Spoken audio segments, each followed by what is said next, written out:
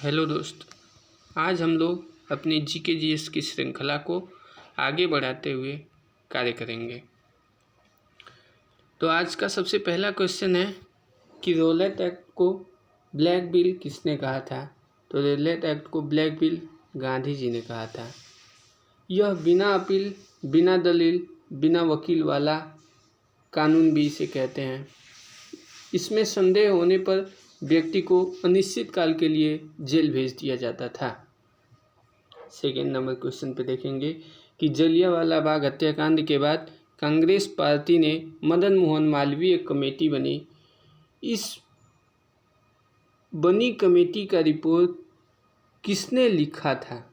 तो सबसे पहले गांधी जी ने लिखा था। ये नेक्स्ट क्वेश्चन पे हम लोग चलेंगे कि रेलवे का विकास सबसे ज़्यादा किसके समय में हुआ था। तो रेलवे का विकास सबसे ज़्यादा लार्ज कर्जन के समय में हुआ था। लेकिन अगर यदि ये कहा जाए कि नेक्स्ट क्वेश्चन पे आइए हम लोग देखते हैं कि सबसे पहली बार रेलवे का विकास किसके समय हुआ। तो वो डलहौजी के समय हुआ था। कब हुआ था। तो वो डलहौजी के समय 1853 में हुआ था। कहाँ से कहाँ तक। तो यह मुंबई से ठाणे के बीच हुआ था। नेक्स्ट क्वेश्चन पे हम लोग देखेंगे कि स्वामी श्रद्धानंद किस संप्रदाय से जुड़े थे। तो स्वामी श्रद्धानंद आर्य संप्रदाय से जुड़े थे। आइए नेक्स्ट हम लोग देखते रहेंगे लगातार।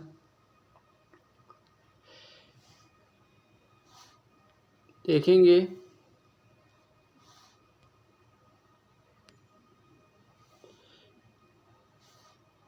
वन मिनट्स कि स्वामी श्रद्धानंद किस संप्रदाय से जुड़े थे। तो यह आर्य समाज से जुड़े थे। ये हो ही गया था।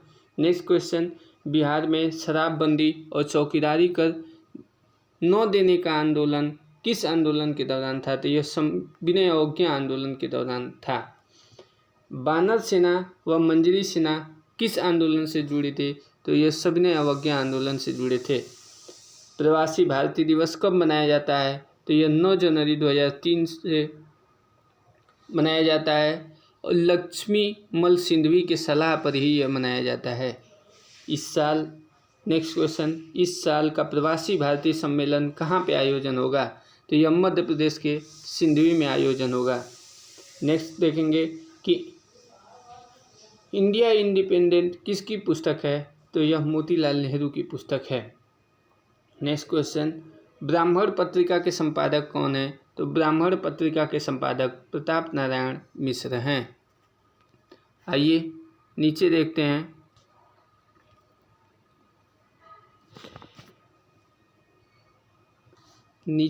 हम लोग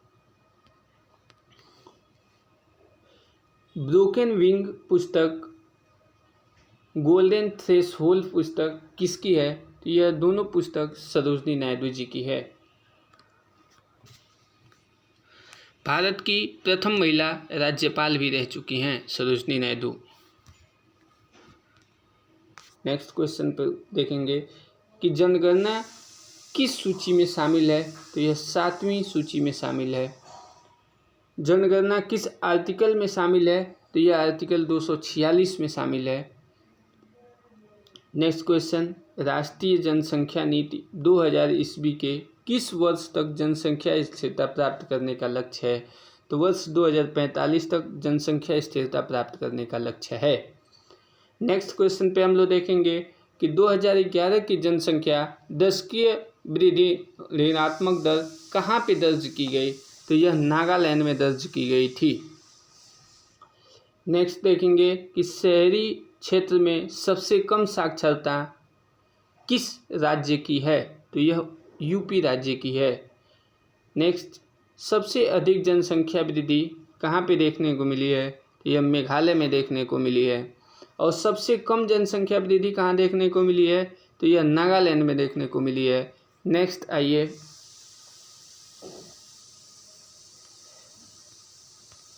देखेंगे कि अटॉर्नी जनरल किस आर्टिकल के अंतर्गत आते हैं।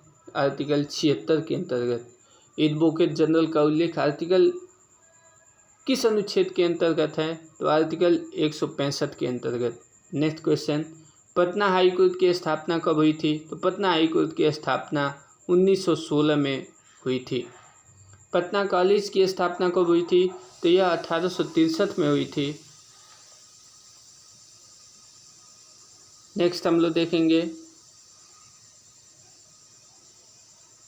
पटना विश्वविद्यालय की स्थापना कब हुई थी? तो यह 1917 में हुई थी। नेक्स्ट, बिहार में राज्यसभा की कितनी सीटें हैं? तो 16 सीटें बिहार में हैं। विधानसभा की कितनी सीटें हैं? तो 243 सीटें हैं। विधान परिषद की तो 75 सीटें विधान परिषद की हैं। लोकसभा की कितनी सीटें हैं? तो लोकसभा की 40 सीटें हैं। आइए नेक्स्ट देखते हैं, राष्ट्रपति को कौन हटा सकता है? तो राष्ट्रपति को संसद के द्वारा हटाया जा सकता है। अनुच्छेद 61 के अंतर्गत महाभियोग लगा करके हटाया जा सकता है, लेकिन उनको हटाने से 14 दिन पूर्व उनको जानकारी देनी होती है। नेक्स्ट क्वेश्चन पे हम लोग देखेंगे,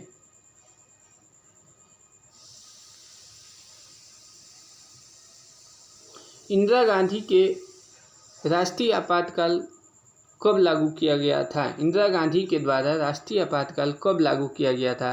तो यह 1975 में लागू किया गया था। दोहरी नागरिकता कब स्वीकृत की गई थी? तो 2003 में यह स्वीकृत की गई थी। संयुक्त अधिवेशन की अध्यक्षता कौन करता है? तो यह लोकसभा स्पीकर करता है। किस अनुसूची के अंतर्गत करता है?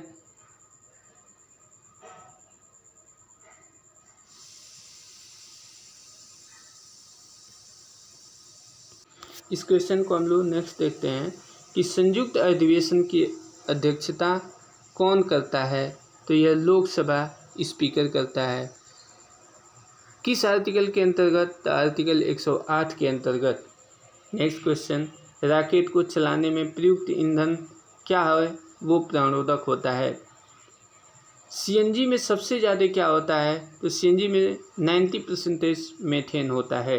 नेक्स्ट क्वेश्चन, एस्पिरिन का रासायनिक नाम क्या है? तो एस्पिरिन का रासायनिक नाम एसिटल सैलिसिलिक अम्ल होता है।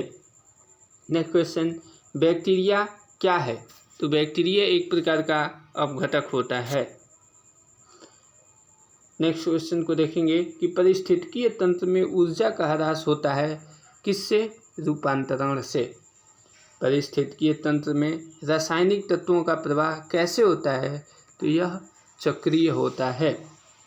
एक देखेंगे कि भारत में सबसे ज़्यादा खनिज किस चट्टान से प्राप्त होती है? तो यह धारवाड़ चट्टान से प्राप्त होती है। भारत में सबसे अधिक कोयला कहाँ से प्राप्त होता है? तो यह गोंडवाना चट्टान से प्राप्त होता है। बैंक ने स्टार्टअप के लिए एक ब्रांच खोला। किस बैंक ने अपने स्टार्टअप के लिए एक ब्रांच खोला? तो वो बैंक ऑफ महाराष्ट्र है। सुजुकी मोटरसाइकिल इंडिया ने मैनेजिंग डायरेक्टर किसको बनाया? तो यह केचिन उमेदा को बनाया था। आइए नेक्स्ट देखते हैं कि नासा चंद्र मिशन आर्टेमिस 2 कितने यात्रियों को भेजेगा? यह 4 यात्रियों को भेजेगा। नाटो के प्रमुख कौन हैं? तो जेम्स स्टोलेनबर्ग उसके प्रमुख है। नाटो का 31वां सदस्य कौन है? नाटो का 31वां सदस्य फिनलैंड है, जिसकी राजधानी हेलसिंकी है। अगर हमसे यही पूछ देता कि नाटो का 32वां सदस्य कौन है, तो नाटो का 32वां सदस्य स्वीडन बना है।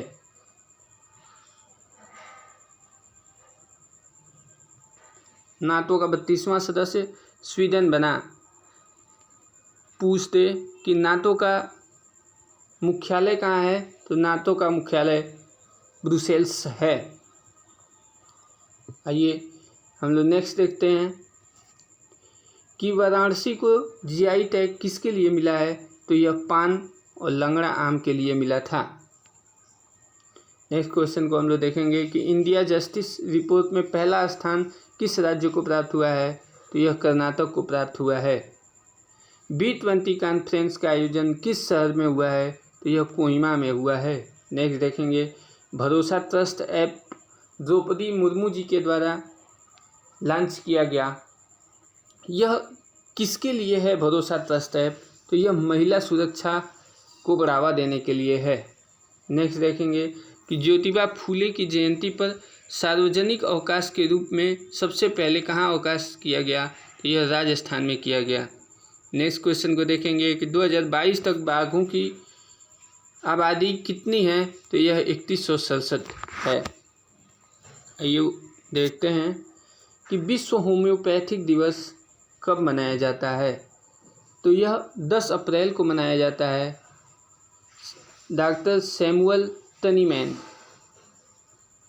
के उपलक्ष्य में। नेक्स्ट क्वेश्चन को देखेंगे कि LIC ने अपना CRO किसे नियुक्त किया? तो यह 1 सितंबर 1956 को रत्नाकर पटनायक जी को नियुक्त किया गया था। CRO का फुल फॉर्म क्या होता है? इस CRO का फुल फॉर्म क्या होता है? तो CRO का फुल फॉर्म होता है chief risk officer. Next question को हम लोग देखेंगे कि भारत का दक्षिणी बिंदु क्या कहलाता है? तो यह इंदिरा पॉइंट कहलाता है।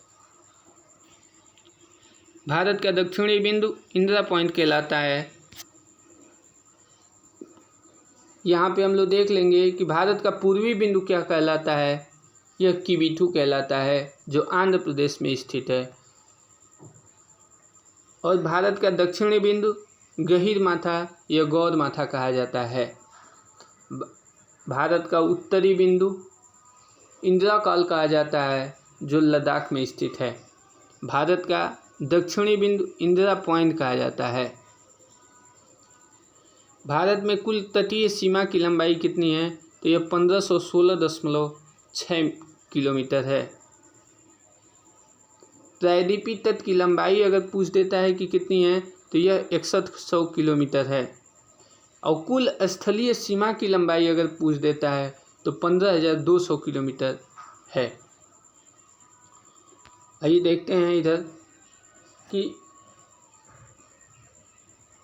हाल ही में ट्रांसजेंडर को OBC का दर्जा दिया गया है। कहाँ पे, किस राज्य ने? तो यह मध्य प्रदेश ने दिया था।